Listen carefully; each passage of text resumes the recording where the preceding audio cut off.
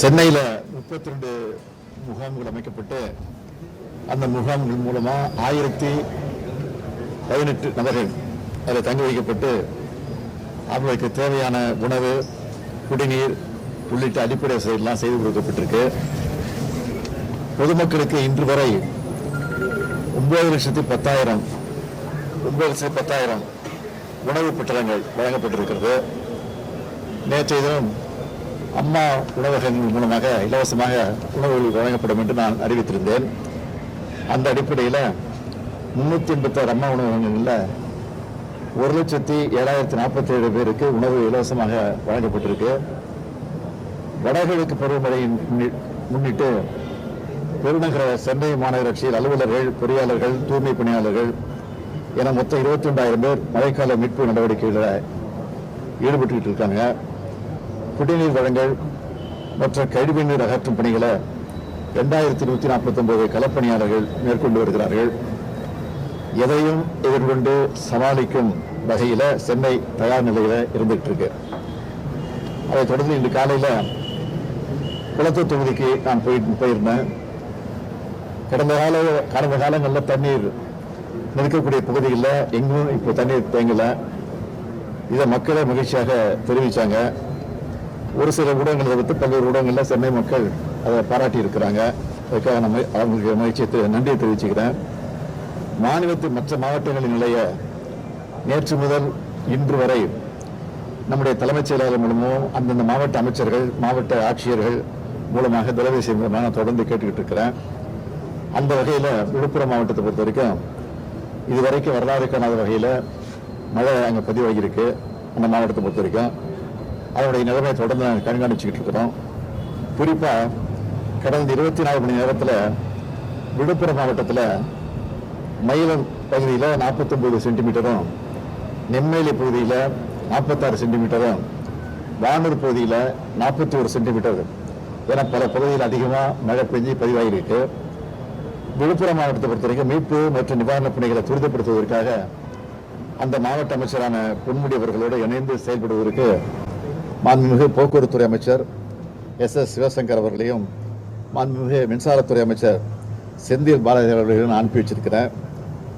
அதேபோல அமைச்சர்கள் MR K Panneerselvam மற்றும் கணேசன் அவர்களும் கடலூர் மாவட்டத்தில் மீட்பு மற்றும் நிவாரணப் பணிகளை அங்கே ஈடுபட்டு அந்த பணிகளை அவங்க செஞ்சுக்கிட்டு இருக்கிறாங்க.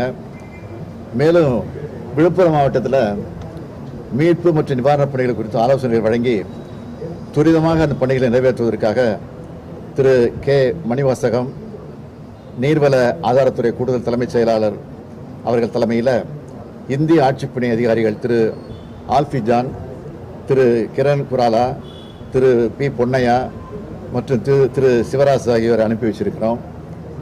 ஏற்கனவே அந்த மாவட்டத்தை பொறுத்த வரைக்கும் கண்காணிப்பு அலுவலர் திரு எஸ்.ஜே. சீரு அவர்கள் 3 நாட்களாக அங்கே தான் விழுப்புரத்தை தங்கி அந்த பணிகள்லாம் மேற்கொண்டிருக்கிறாரு. அதே போன்று கடலூர் மாவட்டத்தை பொறுத்த வரைக்கும் திரு ககன்தீப் சிங் பேடி அவர்களும் ஊரக வளர்ச்சி மற்றும் ஊராட்சிகள் துறை கூடுதல் தலைமைச் செயலாளர்களும் தலைமையில் எஸ்.ஏ. ராமன் அவர்களையும் 2 மாவட்ட வருவாய் அலுவலர்களும் அனுப்பி வைக்கப்பட்டிருக்கிறாங்க. மேலும் விழுப்புரம் மற்றும் கடலூர் மாவட்டங்களில் ஏற்பட்டிருக்கக்கூடிய பாதிப்புகளை பார்வையிட்டு நிவாரணப் பணியை துரிதப்படுத்துவதற்காக மாண்புமிகு துணை முதலமைச்சர் திரு உதயநிதி ஸ்டாலின் அவர்களையும் நான் அனுப்பி வச்சிருக்கிறேன். விழுப்புரம் மாவட்டத்தில் மீட்பு பணிகள் மேற்கொண்டு தமிழ்நாடு பேரிடர் மீட்பு படை மற்றும் தேசிய பேரிடர் மீட்பு படையை சார்ந்த 12 குழுக்கள் அங்கே விரைந்திருக்கு. விழுப்புரம் மாவட்டத்தில் துப்புரவு பணிகளை மேற்கொள்ள பிற மாவட்டங்களிலிருந்து தூய்மை பணியாளர்கள் வரவழைக்கப்பட்டு அவர்களும் அதில் ஈடுபட இருக்கிறார்கள். இன்று காலை நிலவரப்படி விழுப்புரம் மற்றும் கடலூர் மாவட்டங்களில் 26 முகாம்களில் 1,371 நபர்கள் தங்க வைக்கப்பட்டிருக்கிறாங்க. விழுப்புரம் மற்றும் கடலூர் மாவட்டங்களை தொடர்ந்து கண்காணிக்கப்பட்டு வருவதோடு மட்டும் இல்லாமல் மீட்பு மற்றும் நிவாரணப் பணிகளை தீவிரப்படுத்தப்பட்டிருக்கிறார்கள். இந்த புயலின் காரணமாக தமிழ்நாட்டில் குறிப்பாக விழுப்புரம், கடலூர், செங்கல்பட்டு ஆகிய மாவட்டங்களில் ஏற்பட்டிருக்கக்கூடிய பாதிப்புகளை சீரமைப்பதற்காகவும் பாதிப்புக்கு உள்ளாகி இருக்கக்கூடிய மக்களுக்கு நிவாரணம் வழங்குவதற்காகவும் தேவையான நிதி வழங்கிடவும் பாதிப்புகளை பார்வையிட மத்திய குழுவை இணைப்பு வைத்திட வேண்டும் என்று ஒன்றிய அரசை கேட்டுக்கொள்ள இருக்கிறோம். இன்று திருவண்ணாமலை மற்றும் கள்ளக்குறிச்சி மாவட்டங்களிலும் மழை அதிக அளவு இருக்கும் என்று எதிர்பார்க்கப்படுகிறது. எனவே அந்த மாவட்ட அலுவலர்கள் தயார் நிலையில் இருக்க அறிவுறுத்தி இருக்கிறோம் என்பதை தெரிவித்துக் கொள்கிறேன். சென்னையை பொறுத்த வரைக்கும் ஏற்கனவே நம்ம தமிழக அரசு 3 WR 3 கனவை கொடுத்துருந்தோம். ஓட்டியர் நல்லா இவங்க கூறுவாங்க. இன்னுமே பி கனவை கொடுத்தா நல்லா இருக்கும். ஏன்னா இந்த பக்கம் இவங்க இடம் கொடுத்தீங்கன்னா அதாவது சென்னை கார்பரேஷன் லிமிட்டுக்குள்ள வரும்போது இவங்க ஒட்டுமொத்தமாக வேலை செய்யறதுக்கு கொஞ்சம் இன்ட்ரெஸ்டாக இருக்கும். ஏன்னா நீங்கள் அதை கொண்டு பரவாயில்ல. இன்னொரு விஷயத்தில் ஒரு பதிவு பண்ணுறோம். உண்மையாலுமே நேற்று எந்த மின்தடையும் இல்லை. குறிப்பாக நல்லாவே ஒர்க் பண்ணாங்க. கார்பரேஷன் முதற்கொண்டு அனைத்து துறையும் நல்லாவே வேலை பார்த்தாங்க. அவங்களுக்கும் நன்றியை பாராட்டுகளையும் இந்த நேரத்தில் பதிவு பண்ணிக்கிறோம். நன்றி நன்றி. மத்திய அரசு கிட்ட கூடுதலா தமிழக அரசு என்ன எதிர்பார்க்கிறோம்? தேசிய பேரிடர் மீட்பு குழு வரணும்னு எதிர்பார்க்கிறோமா? என்ன நிலவரம்? மழை இன்னும் பல மாவட்டங்களில் தொடர்ந்து பெஞ்சிக்கிட்டு இருக்கு. இன்னும் நிற்கல, முழுமையாக நிற்கல. எனவே ஓரளவு மழை குறைஞ்ச பின் தான் பாதிக்கப்பட்ட மக்களுக்குரிய நிவாரணம் வழங்கணும். அதே மாதிரி பயிர் சேதத்தை பொறுத்த வரைக்கும் மழை நீர் வடிந்தவுடன் முறையாக கணக்கெடுப்பு நடத்தணும். இதெல்லாம் இந்த இழப்பீடு தொகை எப்படி வழங்குறதுங்கிறத அப்போ தான் முடிவு பண்ண முடியும். நாளை தினம் சம்மந்தப்பட்ட அதிகாரிகளோடு நாங்கள் ஒரு கூட்டம் நடத்த இருக்கிறோம். இது தலைமை செயலகத்தில் அதில் கலந்து பேசி முடிவெடுத்து அதுக்கு பிறகு மத்திய அரசுக்கு இது குறித்து விளக்கமாக நாங்கள் கடிதம் எழுதுவோம். அவங்களோட பேசிட்டு இருந்தீங்க மற்ற அதிகாரிகளோட. நீங்க ஏதாவது விழுப்புரமோ அல்லது பக்கத்தில் போகக்கூடிய வாய்ப்பு இருக்கு. ஏன்னா இன்னும் கரையை கடக்கல அப்படின்னு சொல்லக்கூடிய சூழல்ல எந்த மாதிரி பாதிப்பு வரும்னு அவங்க சொல்லியிருக்காங்க. நம்ம என்ன தயார் நிலையில் இருக்கிறோம்? அமைச்சர்கள் சென்றிருக்கிறார்கள். அதிகாரிகள் மூத்த அதிகாரிகள்லாம் அனுப்பிச்சி வச்சிருக்கிறோம். ஏற்கனவே அந்த மாவட்டத்தில் அனுபவம் உள்ள கலெக்டர் அதிகாரிகள் அனுப்பிச்சி வச்சிருக்கிறோம்.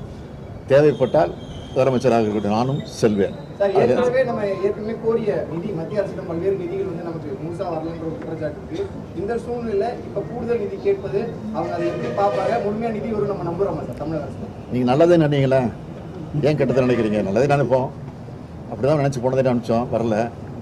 இந்த நேரம் கணவப்புறம் வரலன்னா என்ன எப்படி சமாளிக்கிறது? இப்போ எப்படி சமாளிச்சோமோ அப்படி சமாளிப்போம். சார் வேற திட்டம் எதிராக சார் சென்னை மாநகராட்சி சிங்காரம் சென்னை திட்டம்லாம் கொண்டு வரப்பட்டும் பாலங்களுக்கு தண்ணி தேக்கமானது இருந்து கொண்டே இருக்கு. எந்த பாலங்களை சங்கி சார் டி நகர் அந்த பாலங்களே இருந்து சார் நேற்று இருந்ததே இன்னைக்கு இல்லை சார். மழை பெஞ்சிட்டு இருக்கும்போது இருக்கதாங்க செய்யும். மழை நின்று 10 நிமிஷத்துல போயிடுச்சு எல்லாம் அதை பாருங்க போல.